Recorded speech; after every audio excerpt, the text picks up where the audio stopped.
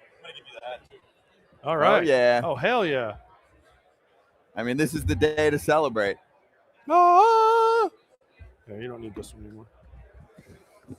All right, where are we at? Nothing. You're perfect. I'm trying to get out of the shot so we can see that. Just so the world That is can a see. glorious, by the way. Yeah. That looks so good on you. You know, you got a little Bo Bichette with the hair going right. I mean, start recruiting. You got to recruit. We had Tony Vitello on here earlier. You need to get on the recruiting. Good thing is, since I don't know the city, he already knows that I'm not going to sell my anything. That's true. Right. Let's go. Yeah. Pitching staff's getting stronger. That's the main thing.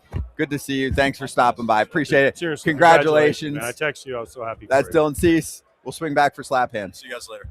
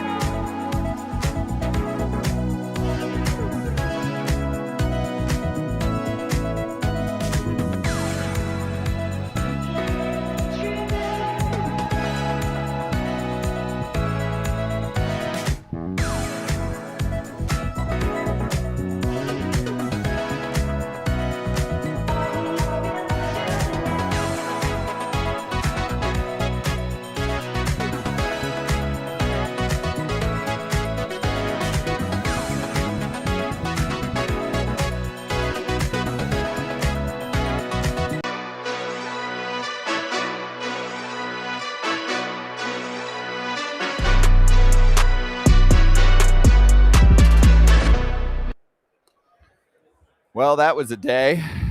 AJ's going to say peace out and go work on guest 4 tomorrow. Kratz Hatz on the way out. I mean, I'm just going with the Dodgers. I didn't know we were leaving early. I didn't know it was half day AJ again. Because what did we do? Did we do 12 to 5? Oh, it's 6 hours. Don't let this is small. This is easy work for you, Scott. This is easy. Don't let AJ bring you down. Like, this is easy work for you. This is like a first round of the draft kind of thing for you. Actually, I used to host day 2 of the draft, and it was like 8 hours, and I didn't know half the players. That is the true test. That's the toughest broadcast in sports. But yeah, you're right. Hey, for me, when we get to do this is my fun time of day. Running the biz before and after is like, but hey, thanks to everyone that joined us today. I'm not going to go through the whole guest list because it was stacked. If you're just with us now, you can backtrack on the live stream. There's video clips that we'll post on YouTube like we always do. Podcast episodes if you're on the run. And we're back here tomorrow to bother more people. I'm going to hit the bar and try and recruit some guests. Okay, Kratz? Deal. I'm going to go and pick my daughter up from basketball practice. I think both of those things sound awesome in different ways. Cheers, my friend. I will see you tomorrow morning.